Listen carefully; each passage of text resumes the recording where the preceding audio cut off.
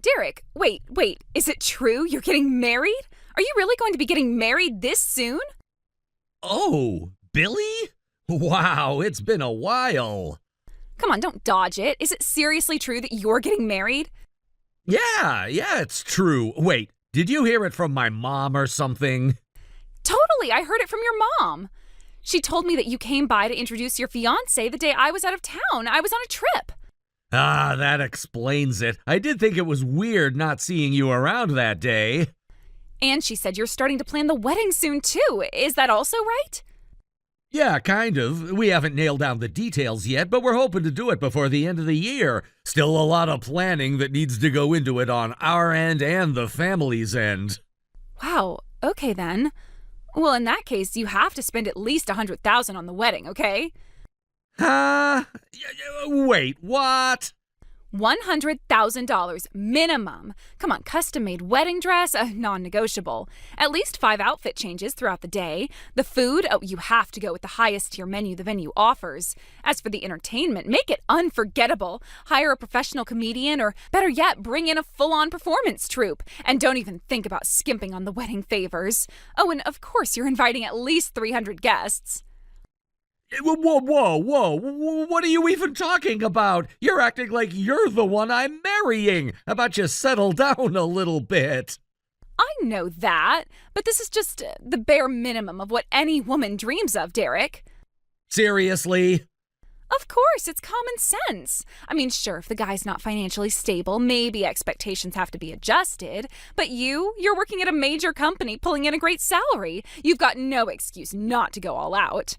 You should be reading between the lines and making her dreams come true without her even asking. That's what a good groom does, right? I don't know. I mean, I thought we had a pretty honest relationship, you know? She tells me what she wants, and I do the same, and she's never mentioned wanting a wedding that extravagant. Then she's probably just holding back. She's being polite. You know how girls are. We sometimes say what we think is reasonable, even if it's not what we really want. Is that so? Definitely. There are some feelings only another woman can understand. So you, as the thoughtful fiancé, should go back and ask her again. Ask her honestly, what kind of wedding does she truly want? Huh. You might be right. We're planning to talk more about everything soon anyway. I guess I can bring it up and double check. Yes, you should. Don't waste this top-tier advice from your childhood best friend. All right, I'll ask. Just don't say I didn't warn you if she tells me she's actually fine with a small ceremony. If she does, it's still your job to give her the wedding she didn't even know she wanted. Okay, Billy, I've got to head out. Got something lined up after this. All right then, let's catch up again soon. Yeah, see you around.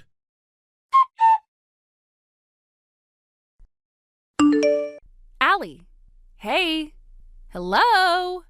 Don't ignore me. I don't care how long it's been. Slow replies are not acceptable. Allie! Oh, hey, Billy. Sorry, I didn't see your message right away. Ugh, you're so slow. Seriously. I had my phone buried in the bottom of my bag. I don't need excuses. Just answer me. Is it true? You're getting married? What? Don't give me that what. I already know, so don't play dumb. Just tell me the truth. Yes or no? Yeah, I am. We're planning to get married by the end of the year. Great. Then you need to tell your fiancé this. The wedding needs to cost at least $100,000. Got it? Wait, what? Why? Don't question me. Just do it because I said so. You're a boring, plain little introvert, so don't you dare go against the queen of introverts, me. That's not fair. And honestly, what does my wedding have to do with you? Excuse me? You're seriously telling me you're not inviting me to the ceremony? I never said that. But we're planning a small wedding, just close family and a few good friends. Unacceptable. Unacceptable? Yeah, that's right. So here's what you're going to do. The wedding dress has to be custom made. You need a minimum of 5 outfit changes. Go with the highest tier catering available at the venue. The production and decoration need to be absolutely over the top. Hire a celebrity for the entertainment. No cheap favors. Guests should feel like royalty. Invite at least 300 people. And finally, the whole thing needs to cost at least $100,000. Are you even listening to yourself? This is what you should say if your fiancé asks what kind of wedding you want. Just memorize it. I'm sorry, Billy, but that's not happening. We've talked about it. Spending that kind of money on a single day just isn't realistic for us. Wow, so you're openly defying me now. You've got some nerve. You still haven't changed, still bossing people around like we're all characters in your little drama. What did you just say? I said, I feel sorry for you. Excuse me? You feel sorry for me? Yeah. You act like you're above everyone, like people should jump at your every demand. I know I'm not flashy. I know I come from a modest background, but even someone like me found someone who loves me for who I am. He wants to build a life with me, just the two of us, not for show. So please, don't interfere. Blah, blah, blah. Spare me the fairy tale nonsense. Here's the deal. Either you have the wedding I say you should, or I'll remind you what it was like back then. I'll play with you again, just like the old days. Stop it. Then do exactly what I said. Go tell your fiancé you insist on the kind of wedding I described. And if you even think about going against me, you know what happens next.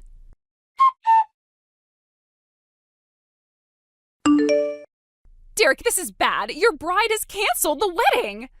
Huh? I was so excited about the wedding I couldn't sleep and arrived at the venue early, but there's a huge commotion because the bride hasn't shown up. I've been trying to call her, but she won't pick up. I see. So I went to her apartment to check, and the neighbors said they saw her get into a car with some guy. Apparently it was either her ex-boyfriend or some guy she's been cheating with. It seems like she ran off with him. It's a total mess here. Haven't you heard from the venue yet? No. Seriously, you should just dump that cheating woman. Anyway, Derek, I have to tell you something. I have actually had feelings for you this whole time. What? I know it's not the right timing to confess like this. It's kind of underhanded, but I can't just leave you like this, all hurt and abandoned, so let me be your bride instead. Huh? Let's go ahead and continue with the wedding. I'll take her place as the bride today. Now, since it's settled, let's get things ready. I know the wedding dress is custom made, right? Oh, I can't believe it, but even if it's under these circumstances, I'm marrying the man I have always loved. Wait a minute. What? What are you talking about? The bride canceled and now you're saying you're taking her place. If this is some kind of prank, you should have thought about the timing. No, it's not a prank. The bride is here with me and we're already having the ceremony in Hawaii. Hawaii? Yes, Hawaii. It's not the venue at the YouTube Hotel in St. Louis? No, we decided on a private ceremony with just close family in Hawaii. Huh? We're planning to hold a reception back home in a restaurant once we return. Wait, hold on a second. What about the $100,000 wedding? What happened to the 300 guests you promised? Oh, you mean that? After talking with my fiancé, we decided a Hawaii wedding was what she wanted. We found a wedding package that fit within our budget. So here we are now in Hawaii. No way. Stop with these ridiculous pranks already. Why? Because right now I am in a state of shock here because you're okay with still marrying Allie.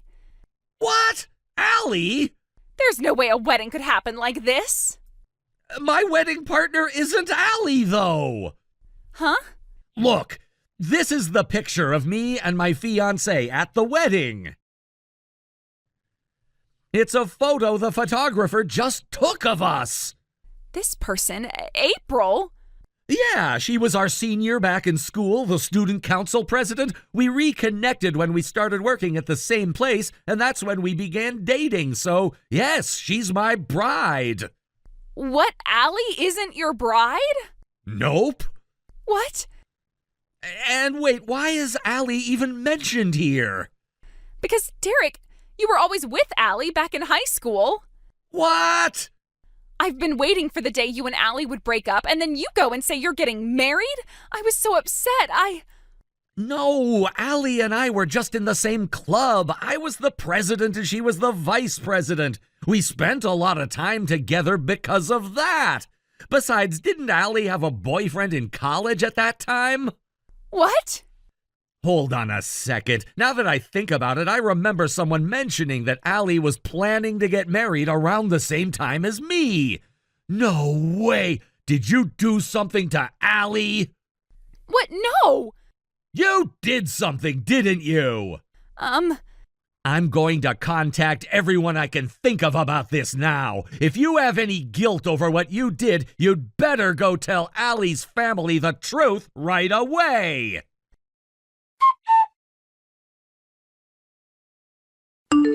Derek, please help me. What is it? I don't know what to do. I just got served. They're making me pay damages, and I have to cover the cancellation fees for the wedding, too. They're saying I owe $40,000. I can't pay that, Derek. I really can't. What am I supposed to do? You're supposed to pay it. What?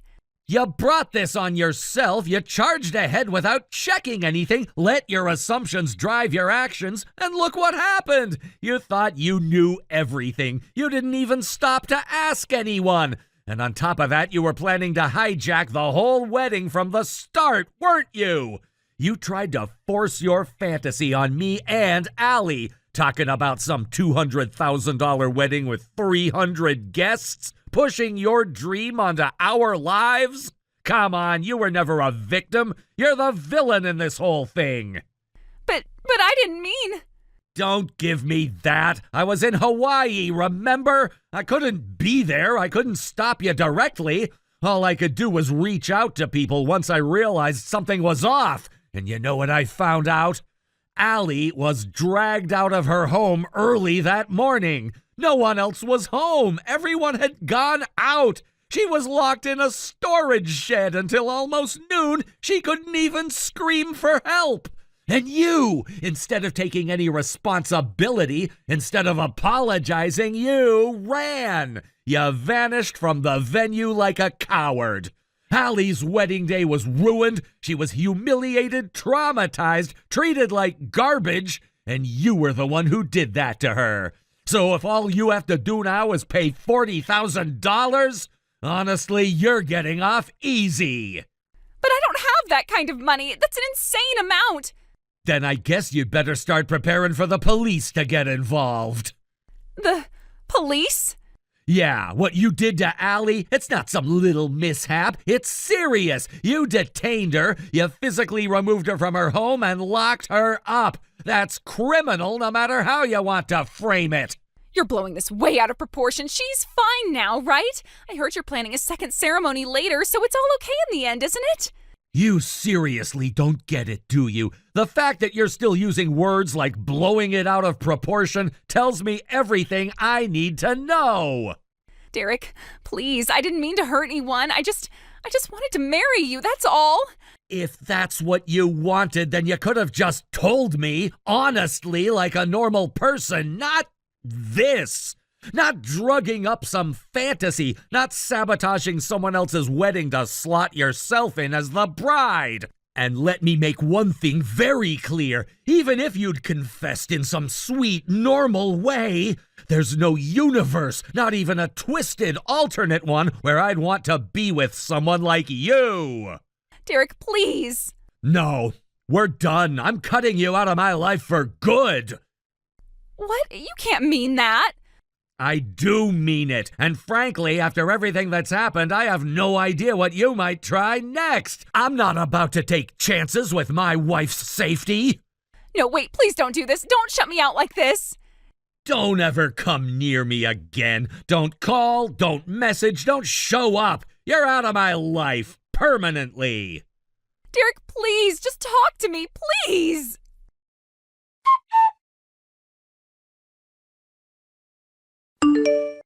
I didn't hear the full details at first, and when I finally did, it came through the usual channels. My mother. She had a way of knowing everything, somehow connecting the dots even when the story seemed fragmented. But hearing it from her didn't make it any easier to process. In fact, it only made the reality of what had happened more jarring. It was as if the story kept unraveling layer by layer, and with each new piece of information, the picture became darker, more complicated. Billy, as my mother explained, had fought fiercely against paying the $40,000. But it wasn't just a simple refusal. It was a drawn-out battle of resistance, of digging her heels in, trying to avoid what was inevitable. She was trying to evade responsibility at every turn, hoping that if she ignored the problem long enough, it would disappear. She locked herself in her room, withdrew from any meaningful conversation, and just hoped that everything would somehow resolve itself without her having to lift a finger. But things don't work like that. The world doesn't bend to our will, no matter how hard we try to avoid it. And in the end, the reality that Billy had been so desperate to avoid was going to catch up with her no matter what. It was Billy's parents who finally stepped in. My mother said that they hadn't wanted to. They didn't have the money, and certainly they didn't have the emotional energy to bail their daughter out of yet another mess. But in the end, they couldn't stand by and watch her drown, so they paid the $40,000, every cent of it, so that Billy wouldn't have to face the full extent of her actions. They did it because they were parents, and despite everything that had happened, they loved her. But what did that really mean? Was that love an act of kindness, or a failure to set the hard boundaries Billy needed? In some ways, it felt like enabling. It wasn't just the financial burden, it was the emotional toll of constantly coming to Billy's rescue when she couldn't, or wouldn't, take responsibility for herself. Of course, the payment didn't mark the end of the story, not by a long shot. As my mother explained, Billy couldn't bear the way the neighbors looked at her after that. There were whispers, of course, there always are. People knew that her parents had covered the debt, and Billy couldn't stand the thought of being viewed as someone who couldn't handle her own problems. Her pride couldn't take it. So without a word, Billy packed her things and left, disappearing from our lives once again. It wasn't surprising. Billy had always been someone who would rather run than face the consequences of her actions, no matter how much damage it caused. But it still felt like a betrayal. She had caused so much chaos, so much pain, and then she just vanished as though nothing had ever happened. I guess I should have expected that, but I didn't. I didn't expect her to leave so abruptly, to vanish without a trace. And when she did, I had no idea where she was going or what she was going to do. I could only wonder what kind of life she was hoping to build, or if she was just running from her problems. The truth was, Billy's actions had always been motivated by a desire to escape, to avoid facing things head on. It was the easy way out, the coward's way, and that's what she kept choosing. But what happened next was something I couldn't have predicted. Billy didn't just vanish into some random part of the city. No, she took herself to a place even further removed from everything familiar, an industrial area far away from where she had once lived. Billy had gone to work in a factory. Not just any factory, but a place with a reputation. It was a factory that had long struggled with staffing issues, a place where the working conditions were borderline abusive, the kind of place people went to when they were desperate, when they had no other options left. And Billy, it seemed, was desperate. The factory she found herself in wasn't just any run-of-the-mill workplace. It was one of those blacklist factories, the kind that seemed to attract people in dire situations, those who had nowhere else to turn. The working conditions were dreadful, the hours were long, the pay was pitiful, and the environment was grueling. But that wasn't even the worst part.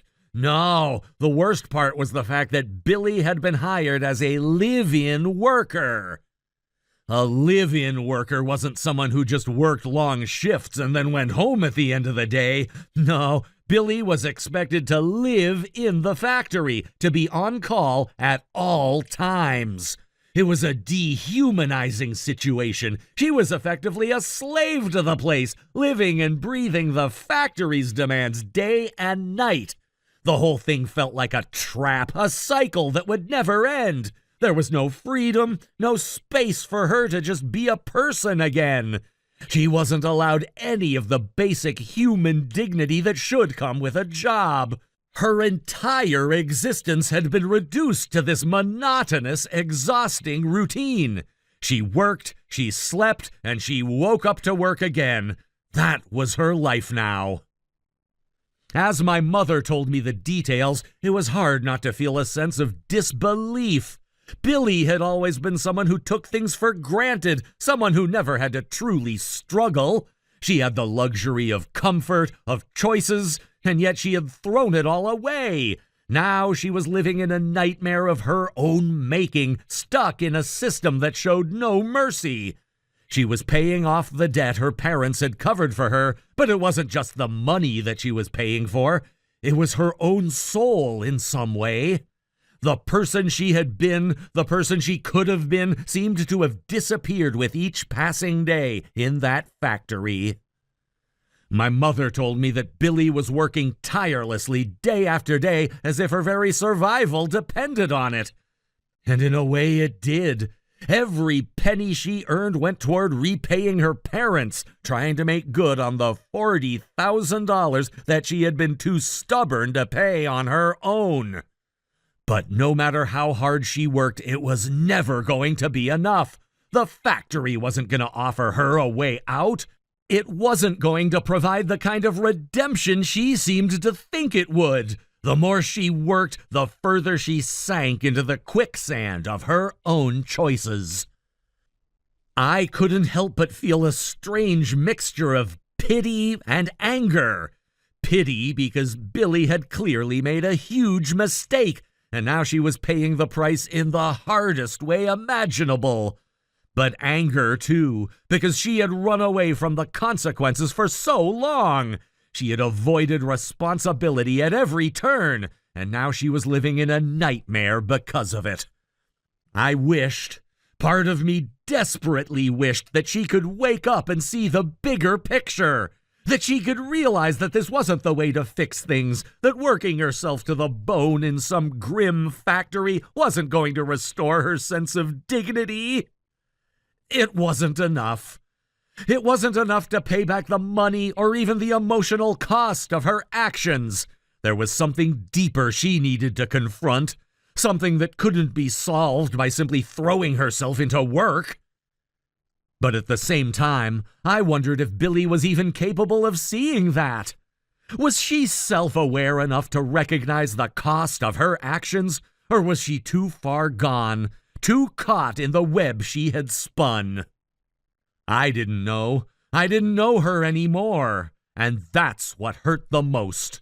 The Billy I once knew, the one who had been so full of promise, the one who had made decisions without thinking of the consequences, had disappeared long ago.